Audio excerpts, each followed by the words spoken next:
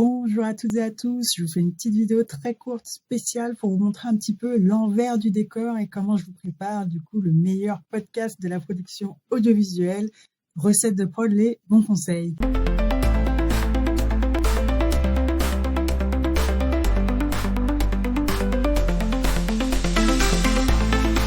Si vous ne me connaissez pas encore, je suis Virginie, je suis une productrice, auteure, réalisatrice aussi, et donc podcasteuse. Et en fait, je partage avec mon podcast Recettes de prod, les bons conseils, les tutos prod essentiels pour avoir une base claire et compréhensible des métiers de la production. Donc en tant que productrice, producteur, et même en tant qu'auteur, actrice de la production audiovisuelle, mais aussi tous les métiers connexes, tous les jobs qu'il va y avoir à côté et qui sont indispensables au bon déroulement d'une bonne production audiovisuelle.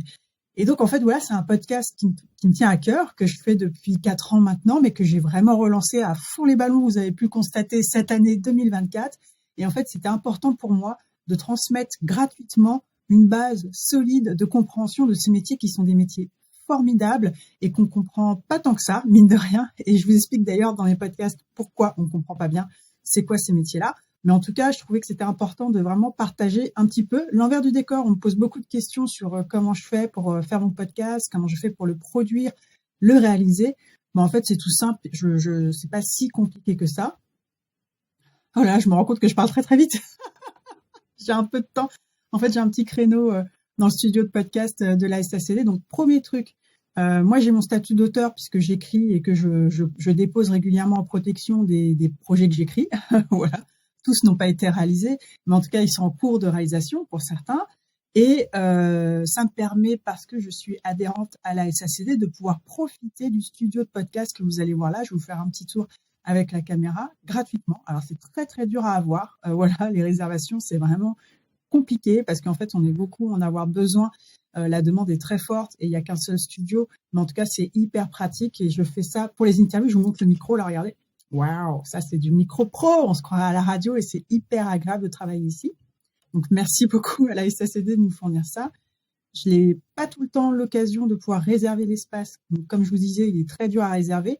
Donc souvent je fais mes interviews aussi à distance. Donc là j'utilise un logiciel lambda de distanciel, de réunion distanciée. Donc moi je passe par Google Meet. Parce que comme j'ai une adresse mail Google, voilà, c'est pratique. J'ai tout harmonisé sur mes outils Google. Donc voilà, ça me simplifie tout simplement la vie. Mais en fait, il suffit juste d'enregistrer le son. Et j'ai un petit outil, une petite IA qui me permet d'enregistrer le son et en plus de me faire mes retranscriptions. Donc du coup, ça me fait gagner énormément de temps. Donc je fais ça. Après, il y a le petit micro là, qui est vraiment semblable au premier micro que j'utilisais pour les V1, la saison 1 de Recettes de prod, les bons conseils. Donc là, c'est un petit micro tout simple avec le capteur qui se branche directement sur le téléphone ou sur votre ordinateur si vous voulez enregistrer en direct sur l'ordinateur. Et surtout, j'en ai 2. Donc en fait, j'ai pas encore pu tester, mais je vais essayer de tester les interviews avec ces micros-là pour voir si je peux les faire en fait de n'importe où, dans n'importe quel endroit et être de moins en moins dépendante du studio de la SACD qui est très compliqué à avoir, vous l'aurez compris. Donc voilà, donc j'ai ces petits micros-là. Ça m'a rien coûté du tout. Ça m'a coûté une 30aine d'euros. Je vais vous montrer comment ça se présente.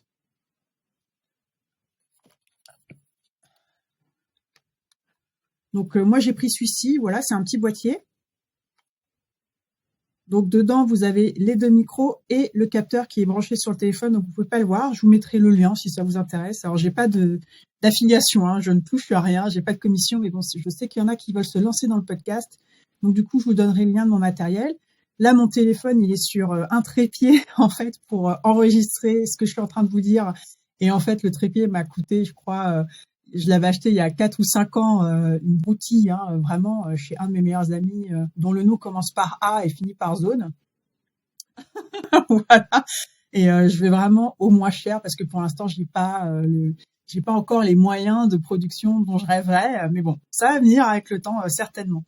Et voilà. Et après, du coup, pour tout ce qui est mixage, montage sonore et tout, je passe par Audacity. C'est un outil gratuit qui est simple et vous avez tous les tutos gratuits sur YouTube pour apprendre à vous en servir. Moi, ça me suffit parce que j'ai pas non plus des compétences de dingue en montage sonore. Je fais de mon mieux, en tout cas. Je m'améliore un petit peu chaque jour, je trouve. Je trouve que je me débrouille assez bien, mais c'est clairement pas là mon point fort. En tout cas, ça me permet quand même d'avoir cette autonomie dans la post-production et la réalisation de mes podcasts. Ensuite, pour tout ce qui est visuel, donc les supports visuels pour les vidéos de podcast, les dossiers de présentation gratuits que vous pouvez télécharger après chaque tuto, tout ça, je l'ai fait sur Canva. Donc moi, j'ai pris l'abonnement parce que je me suis rendu compte que je me servais énormément de Canva. Donc du coup, ça faisait sens pour moi de prendre l'abonnement annuel. Il est vraiment pas très cher et vu tous les outils que vous avez sur Canva, franchement, je vous le recommande chaleureusement. C'est un super outil de travail. En tout cas, moi, ça me sauve la vie. Encore une fois, dans cette logique d'autonomie et surtout parce que pour l'instant, je n'ai pas les moyens de déléguer beaucoup de prestations qui sont nécessaires à la bonne communication autour du podcast, à savoir les prestations de graphisme, les prestations aussi de planification, de community management et tout. Je fais tout moi-même. Et aussi les montages vidéo pour avoir un petit support visuel sur la chaîne YouTube pour le podcast. Donc du coup, je dois tout faire toute seule et je trouvais que c'était plus simple pour moi, pour être très transparente, d'avoir un maximum d'outils utiles pour moi sur une seule application ou une seule plateforme et c'est pour ça que j'ai choisi Canva. Bien sûr, pour les montages vidéo, les vignettages, les shorts que vous pouvez voir de chaque épisode, chaque interview et tout, j'utilise une autre intelligence artificielle, une autre application j'utilise une autre application pour tous ces shorts et ces petits visuels et ça s'appelle Video.ai. Alors tout le monde passe par CapCut, tout ça, c'est l'équivalent de CapCut, hein, c'est vraiment la même chose. Sauf qu'en fait, moi, je ne connaissais pas CapCut, du coup, j'ai cherché par moi-même et je suis tombée sur Vidéo. Ça marche très très bien. Je m'en sers aussi énormément. Ça m'aide pour plein de niveaux, notamment pour bien faire les chapitrages dans les vidéos, les tutos et les interviews. Et il y a aussi un outil de planification des shorts, donc c'est vraiment parfait. Voilà, et c'est à peu près les seuls outils que j'utilise. Et enfin, le dernier outil que j'utilise donc depuis 4 ans pour dispatcher les podcasts, donc vraiment les versions pure podcast, hein, c'est-à-dire sonore, sans support visuel, c'est Ocha, donc c'est une plateforme d'hébergement de podcasts. Ça vous permet de télécharger une seule fois votre épisode avec le résumé, les liens nécessaires, le chapitrage, tout ce que vous voulez, les vignettes pour le visualiser sur les différentes plateformes. Et ensuite, vous choisissez les plateformes sur lesquelles il va être délivré, la date, l'heure aussi de délivrance, comme sur YouTube où on peut programmer. Et du coup, c'est hyper pratique. Donc, toutes les versions sonores, elles sont dispatchées grâce à l'outil d'hébergement et qu'offre Ocha. Et la version visuelle, c'est sur YouTube. Donc ça, je le fais manuellement. Mais YouTube, c'est quand même assez simple, je trouve, et très pratique d'utilisation pour le support vidéo. Voilà, donc je vous ai partagé en gros comment je fais pour le podcast. Bien sûr, ça n'enlève rien à toutes les étapes d'écriture, de préparation, d'anticipation sur les épisodes, les calendriers, etc. pour rester dans le rythme, mais aussi pour pouvoir le gérer au quotidien. Donc moi, je suis très papier, j'ai encore des cahiers, voilà. J'utilise beaucoup de cahiers. Alors oui, mon fournisseur officiel, vous l'aurez reconnu, c'est Emma, hein, parce qu'ils font des cahiers énormes avec des intercalaires que je peux nommer vraiment moi-même pour mes besoins. Et du coup, je vous montre hein, pour que vous compreniez comment je fais pour garder le fil. Je me fais des tableaux avec tous les épisodes à faire et à venir. Voilà, donc là, vous voyez pas bien, mais il y a les tutos en fait du podcast Recettes de prod, les bons conseils, les interviews. Je me mets à peu près les dates auxquelles je voudrais pouvoir les délivrer. Et du coup, ça me permet d'anticiper sur les écritures et les enregistrements. Donc, moi, j'écris encore beaucoup mes podcasts moi-même. J'utilise pas trop l'intelligence artificielle dessus parce qu'en fait, j'ai déjà essayé, hein, pour être encore une fois complètement transparente. J'ai déjà essayé d'utiliser les intelligences artificielles, les IA, pour gagner un petit peu de temps sur le plan structurel de mes tutos de podcast. Mais en fait, comme mon sujet il est vraiment de niche et pointu, c'est flagrant que là, du coup, le travail de perroquet de l'IA ne fonctionne pas, puisque comme il y a une omerta sur la réalité du métier de productrice ou de producteur audiovisuel et cinématographique, finalement, il va me sortir les gros trucs bateaux qui ne veulent rien dire. Donc, c'est des plans de fumée qui s'appuient sur de l'air. Donc, autant vous dire que ça sert strictement à rien.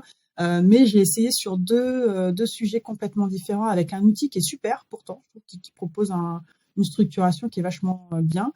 Mais du coup, quand l'IA doit aller chercher l'information sur le web pour pouvoir me proposer des thématiques et des sujets dans un ordre cohérent par rapport au titre et à l'objectif de mon épisode, là, ça marche pas du tout parce que du coup, on se rend compte que la réalité du métier, eh ben, on la partage pas encore. Donc, c'est pour ça que je suis ravie, ça me renforce encore plus dans l'idée que mon podcast, il est vraiment utile et nécessaire, puisque si l'IA ne peut pas me perroquer, si vous voulez, me répéter ce qu'elle va trouver sur le web, ça veut dire qu'il n'y a pas. Donc s'il n'y a pas, ça veut dire que je tape dans le mille, parce que justement, il n'y a pas cette transparence de la délivrance de l'info. Alors maintenant, ils vont pouvoir me copier, puisque comme moi, j'ai fait mon podcast, qu'en plus, je fais les retranscriptions, que je fais les dossiers gratuits à chaque tuto de prod pour que vous puissiez bien vous y retrouver. Là, pour les IA, c'est topissime, parce que le prochain qui va vouloir lancer son podcast sur la production audiovisuelle, eh ben, il pourra pomper mon contenu. Voilà, bon, c'est dit à bon entendeur, bien sûr. Je vois qu'il y en a quelques-uns qui commencent déjà à le faire. En tout cas, je trouve ça quand même flatteur, c'est pas très grave, puisque du coup, quand il faut aller dans le fond, et ben là, vous serez vite démasqué. Mais en tout cas, allez-y, copiez, c'est pas grave. Je vais peut-être couper ça au montage, je pense. Bon, on verra. En tout cas, voilà, donc j'utilise un outil que j'ai découvert grâce à un support aussi YouTube qui m'a aidé un peu à réfléchir sur les montages, enfin, me débrouiller comme je pouvais, qui s'appelle Stratégie Vidéo. Et ils ont un outil qui s'appelle BrainTube. Ah, je sais plus. Bon, je vous mettrai le lien, en tout cas, c'est gratuit, et qui permet vraiment de pré-mâcher le travail de conducteur de vos épisodes de podcast pour avoir un support vidéo. Donc en fait, là où la machine elle est assez maligne, c'est qu'elle me propose des intros qui sont très proches des miennes, comme il y a déjà une matière préexistante grâce à la saison 1 et à la saison 2 de Recettes de prod les bons conseils. L'IA, pour elle, c'est top. Elle va voir tout ce que je fais sur ma chaîne YouTube et du coup, elle va me reproposer des intros qui ressemblent beaucoup à ce que je dis, même dans le choix des mots, dans le phrasé. Bien sûr, je les reprends à chaque fois parce que je trouve que parfois c'est un petit peu trop identique à ce qui marche et du coup c'est pas assez personnalisé par rapport à moi, à qui je suis et ce que j'aime bien transmettre et la manière dont j'aime bien transmettre aussi. Mais en tout cas c'est assez bluffant parce que je trouve que c'est très proche de mon phrasé et que c'est très proche aussi de ma sémantique personnelle, donc c'est assez rigolo. Par contre après sur les plans, les structurations, les étapes, les parties, etc. c'est ultra bateau, mais en fait c'est normal puisque le robot va aller chercher des informations comme il les trouve sur le web, il va les synthétiser et il va me proposer sa version en fait la plus comment je pourrais dire, c'est pas la plus fiable, mais en tout cas c'est celle qui est la plus répétée sur le web et qui donc parce qu'elle est répétée, parce qu'elle circule, parce qu'elle est reprise, etc. Pour l'IA, c'est celle qui semble être la plus juste. Et en fait, on se rend compte que c'est quand même beaucoup de vide, de blanc, etc. Parce que là, on est vraiment, en tout cas concernant mon métier, hein, je tiens à préciser, pour tout le reste, ça marche très très bien. Mais pour la production audiovisuelle et cinéma, on est vraiment sur quelque chose de très niche et on se rend compte que finalement, le manque de transparence sur ces métiers-là est tel que même les IA n'arrivent pas à vous retranscrire les bases. Donc voilà, c'est ce que je voulais insister là-dessus parce que du coup, je trouve que voilà, mon podcast, il répond à ce besoin-là et j'en suis ravie. Voilà, c'est tout pour cette mini présentation. Je vais vous faire un rapide tour du studio en fait de la SACD parce que je trouve qu'il est quand même très très sympa. Et puis je vous dis à très vite pour les prochains épisodes de Recettes de prod, les bons conseils. Donc principalement sur YouTube pour avoir toutes les saisons, les playlists organisées entre les tutos prod pratiques pour avoir une base complète pour comprendre les métiers de la production audiovisuelle. Donc c'est vraiment plus en tant que productrice pour l'instant. Bien sûr, je vais couvrir tous les métiers autour de la production, donc tous les métiers avec le terme production dedans. Voilà, ça va être très simple. Je vais vraiment couvrir tout ce spectre-là. Et en même temps, vous avez aussi la playlist avec toutes les interviews où vous pourrez retrouver les intervenants et les interventions vraiment riches de parcours vraiment passionnants autour de la production audiovisuelle et cinéma. Donc, il y a cette playlist qui est toute prête pour vous. Et la playlist avec les lives, puisque maintenant, vous le savez, on se donne rendez-vous un jeudi soir sur 2 sur YouTube pour que je puisse répondre en direct à vos questions. Et moi, en tout cas, je déroule sur une thématique en question, sur un épisode déjà passé. Comme ça, vous avez déjà la matière pour pouvoir rebondir dessus, réfléchir et répondre à vos questions en direct. Tout ça, c'est gratuit. Donc, abonnez-vous, likez, commentez positivement. N'hésitez pas à commenter en mettant des questions si vous trouvez qu'il y a des choses pas claires ou sur lesquelles vous aimeriez avoir des éclairages supplémentaires. Je serais ravie de trouver une manière intelligente d'y répondre. Et voilà, je vais vous faire un petit tour du studio SACD de podcast. Donc c'est là où j'enregistre les interviews et je viens des fois, en plus si j'ai un peu le temps, je fais mes épisodes en solo, mais je les faisais avant la version vidéo. Mais maintenant je me dis ça pourrait être sympa ici en version vidéo. Donc je vais vous montrer tout de suite à quoi ça ressemble. Voilà, vous avez une super table avec 4 micros Donc ça, c'est top. On peut interviewer jusqu'à 4 personnes. Moi, j'aimerais bien tester avec 2 personnes. Pour l'instant, c'est toujours des tête-à-tête. On a la table de mixage là, la Rode, qui est top, hein, mais qui est surqualifiée pour mes besoins à moi. Mais en tout cas, c'est parfait. On peut vraiment faire une émission de radio type. Et surtout, on a beaucoup d'éclairage qu'on peut vraiment ajuster pour se faire un petit setup. Voilà, donc là, j'ai mis 2 panneaux pour la petite vidéo que j'ai fait de présentation des outils de podcast. Et en fait, on peut vraiment faire un petit setup sympa si on veut filmer en plus l'interview qu'on fait dans le studio. Donc voilà, donc là j'ai mon ordinateur sur lequel j'ai tout préparé, mon cahier, les casques et surtout vous avez les super micros. Et ça c'est quand même très sympa de pouvoir travailler avec des micros professionnels et qui prennent très bien le son, c'est hyper agréable. Et la mixette là, elle est immense, elle fait peur un petit peu, mais elle est très très simple d'utilisation et hyper pratique pour travailler avec. Donc voilà, le tour du studio SACD de podcast. Et je vous dis à très bientôt sur Recettes de prod, les bons conseils. Et lancez-vous dans vos podcasts si vous avez envie de les faire. C'est vraiment accessible. Vous voyez, moi je le fais avec pas grand-chose et ça marche. Donc voilà, je suis ravie et merci encore de tous vos soutiens. Merci pour tous vos gentils messages et je vous dis à très bientôt pour la suite et j'ai hâte de partager avec vous l'évolution de ce podcast et aussi comment finalement avec le temps les moyens s'améliorent, les techniques s'améliorent et quel impact ça a sur le résultat final de Recettes de prod, les beaux conseils. Prenez soin de vous et à très bientôt. Bye bye.